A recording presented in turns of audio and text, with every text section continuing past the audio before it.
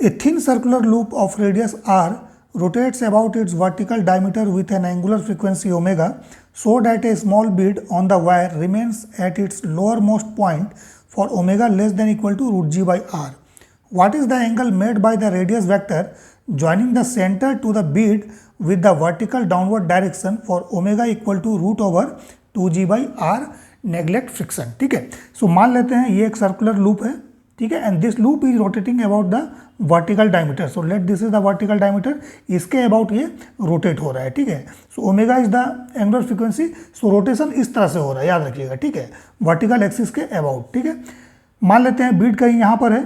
ठीक है, and the line joining the centre and the bead making an angle theta with the vertical downward. ठीक है, so this is the vertical downward. तो इसके साथ ये एंगल हम लोग मान लेते हैं ये थीटा हमारा बन रहा है. ठीक है, ओके. सो बीड का कुछ भी मास होगा अपना, let the mass of the bead is m.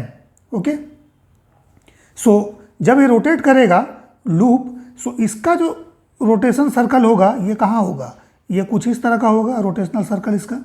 ठीक है, क्योंकि ये तो वर्टिकली रोटेट कर रहा है लूप. ठीक है, so this will rotate like this. ठीक है, सो इसका जो सर्कल ऑफ रोटेशन होगा इस बीड का ना, so this is, let's say it is R. ठीक है, और ये क्या है, कैपिटल आर है. ठीक है, and this angle is theta. So इस ट्राइंगल में, ये वाला जो ट्राइंगल है इस तरह का, इस ट्राइंगल में अगर हम लोग आएंगे, so this is theta, this is R and this is R. So देखिए थीटा के लिए क्या हो जाएगा, ये परपेंडिकुलर या हाइपोटेन्यूज. सो साइन थीटा ले लीजिए. सो साइन थीटा क्या हो जाएगा, आर बाई कैपिटल आर. ठीक है, so that means small R का जो वैल्यू होगा this is R sine theta. इसको नोट कर लीजिए. ठीक है, अब देखिए इसमें नॉर्मल रिएक्शन का डायरेक्शन ऊपर की तरफ होगा. सॉरी, नॉर्मल रिएक्शन क्या होगा, इस सरफेस पर, इस टेंजेंट पे नॉर्मल मीन्स बीड के साथ, बीड जो है इस सरफेस के साथ मीन्स लूप के सरफेस के साथ यहाँ पर कांटेक्ट में है. सो टेंजेंट ड्रॉ कीजिएगा तो टेंजेंट क्या होगा, इस तरह का होगा ना. ठीक है, सो इस टेंजेंट पे नॉर्मल ये है ना, सो नॉर्मल रिएक्शन का डायरेक्शन क्या होगा, ये वाला होगा. ठीक है, एन, इसको कट कर लीजिएगा. ठीक है, सो अगर ये एंगल थीटा है, so this angle must be theta because this line and this line are parallel. So ये थीटा होगा तो ये भी थीटा होगा. So this is the direction of normal reaction N. So ये वाला कंपोनेंट क्या हो जाएगा, एन कॉस थीटा हो जाएगा. ठीक है, और हॉरिजॉन्टल कंपोनेंट क्या हो जाएगा यहाँ पर, एन साइन थीटा. ठीक है, सो कुछ इस तरह से है. देखिए बीड यहाँ पर है, नॉर्मल रिएक्शन का डायरेक्शन ये हमने दिया है, this is an cos theta. ठीक है, this angle is theta, this is an sine theta. ठीक है, ओके. वेट क्या होगा, एम जी डाउनवर्ड होगा. So this is M G. Okay, then rotate होगा. सो सेंट्रीफ्यूगल फोर्स इसमें इस डायरेक्शन में लगेगा. सो सेंट्रीफ्यूगल फोर्स का वैल्यू क्या होगा, एम ओमेगा स्क्वायर, क्योंकि अगर ये ओमेगा के साथ रोटेट करेगा तो बीड भी जो है ओमेगा के साथ रोटेट करेगा. ओमेगा इसका रोटेशनल एंगुलर फ्रीक्वेंसी होगा. So M omega square, but इसका रेडियस यहाँ पर देखिए आर ये वाला होगा. So this is R, this is the radius. ठीक है, इस बीड के लिए. सो ये सेंट्रीफ्यूगल फोर्स हो गया. सो फोर्सेस को जब बैलेंस हम लोग करेंगे, सो एन साइन थीटा किसको बैलेंस कर लेगा, एम ओमेगा स्क्वायर आर को. ठीक है, so N sine theta is equal to M omega square R. ठीक है, अब देखिए यहाँ पर आर का वैल्यू इसको पुट कर दीजिए. सो एम ओमेगा स्क्वायर और ये आर साइन थीटा हो जाएगा. ठीक है, फर्दर यहाँ पर ये एन साइन थीटा ही रहेगा. ठीक है, सो यहाँ से देखिए एन का जो वैल्यू है ना, ये एम ओमेगा स्क्वायर आर हमारे पास ये आ जाएगा. ठीक है, अब वर्टिकल डायरेक्शन में फोर्स को बैलेंस कीजिए, वर्टिकल में कीजिएगा. सो एन कॉस थीटा ये एम जी के बराबर हो जाएगा. ठीक है, सो यहाँ पर देखिए एम ओमेगा स्क्वायर आर का वैल्यू एन का यहाँ पर पुट कर दीजिए. So M omega square capital R cos theta is equal to M G. So M M cancel हो जाएगा. ठीक है, सो यहाँ से क्या करना है ना, कॉस थीटा का वैल्यू निकाल लीजिए. सो कॉस थीटा का वैल्यू होगा जी बाई ओमेगा स्क्वायर आर. ठीक है, जी बाई ओमेगा स्क्वायर आर. ठीक है, इसको नोट कर लीजिए. ठीक है, अब देखिए हमें प्रूफ क्या करना है, हमें प्रूफ करना है बीट जो है ये लोअर मोस्ट पॉइंट पर होगा अगर ओमेगा का value less than equal to root G by R होगा. ठीक है, सो बीड मान लीजिए lower most point means bead अगर यहाँ पर आ जाए, this is the lower most point. So bead अगर यहाँ पर आ जाएगा तो ये थीटा का वैल्यू क्या हो जाएगा, जीरो हो जाएगा. So for theta equal to 0 degree. ठीक है, सो कॉस 0 डिग्री का वैल्यू क्या होगा, कॉस 0 डिग्री का वैल्यू इट इज़ 1. ये ना कॉस 0 डिग्री का वैल्यू क्या हो जाएगा, इट इज़ 1.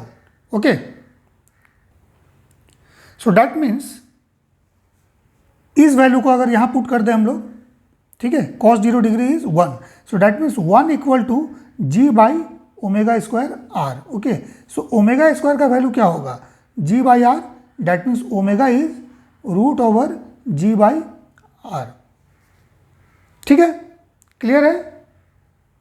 अब अगर मान लेते हैं थीटा जो है ये नॉन जीरो है, ठीक है, थीटा 0 डिग्री नहीं है, means bead lower most position पे नहीं है, कहीं पर यहाँ पर है। सो थीटा अगर नॉट इक्वल टू 0 डिग्री होगा, for theta is not equal to 0 degree, cos theta का वैल्यू क्या होगा, लेस देन 1 होगा। क्यों, क्योंकि कॉस थीटा का वैल्यू जो है ये आपका 0 से 1 के बीच में वेरी करेगा, अगर मान लीजिए थीटा 0 से 90 डिग्री के बीच में वेरी करे।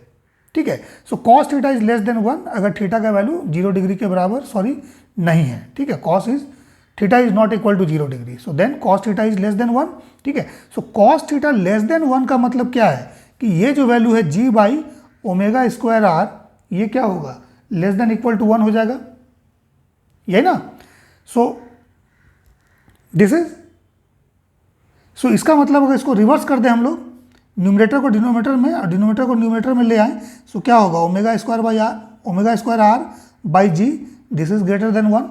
ठीक है, सो दैट मीन्स ओमेगा का वैल्यू क्या होगा, it is greater than root over G by R, omega is greater than root over G by R. So देखिए कंडीशन अभी यहाँ पर चेक कर लीजिए, थीटा का वैल्यू जब 0 डिग्री हो रहा है, सो आपका ओमेगा का value root G by R आ रहा है। ठीक है, दैट मीन्स थीटा अगर 0 डिग्री है, सो बीट कहाँ पर होगा, इस पोजीशन पर होगा।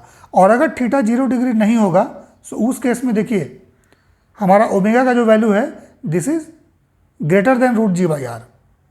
ठीक है, सो प्रूफ क्या करना है, प्रूफ करना है कि बीट जो है ये लोअर मोस्ट पोजीशन पे होगा for omega less than equal to root G by R.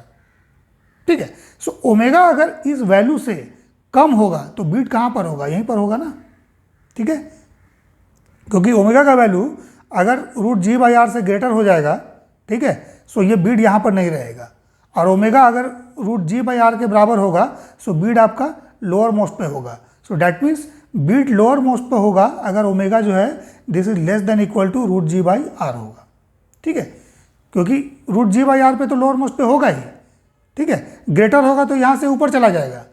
ठीक है, so that means maximum value जो ओमेगा का होगा that is root G by R, जिसके लिए बीट यहाँ पर होगा, और इससे कम होगा सो ये बीट हमेशा यहीं पर रहेगा। ठीक है, so this is the proof. अब देखिए सेकेंड केस में हम लोग का आना है कि अगर omega root 2g by are हो जाए, ठीक है, सो इस केस में हम लोग को ये थीटा का वैल्यू निकालना है कि थीटा कितना होगा। ठीक है, सो थीटा निकालने के लिए क्या करेंगे, देखिए इस इक्वेशन को यूज कर लेंगे। So cos theta is equal to G by omega square R, so omega square कर दीजिए, सो क्या होगा 2g बाई आर हो जाएगा, और ये r ऑलरेडी है, so R cancel, G cancel, so it is half. So that means cos theta का वैल्यू जो है ये हाफ आएगा। ठीक है, सो कॉस थीटा का वैल्यू अगर हाफ होगा, सो थीटा का वैल्यू कितना होगा, 60 डिग्री, कॉस 60 डिग्री इज 1/2। ठीक है, सो डैट मीन्स ओमेगा का वैल्यू अगर रूट 2g बाई आर होगा, सो उस केस में ये बीट जो है ना, सॉरी, बीट और इस सेंटर को ज्वाइन करने वाला लाइन जो है इस वर्टिकल के साथ 60 डिग्री का एंगल बनाएगा। सो थीटा जो है इस केस में 60 डिग्री ये होगा। ठीक है।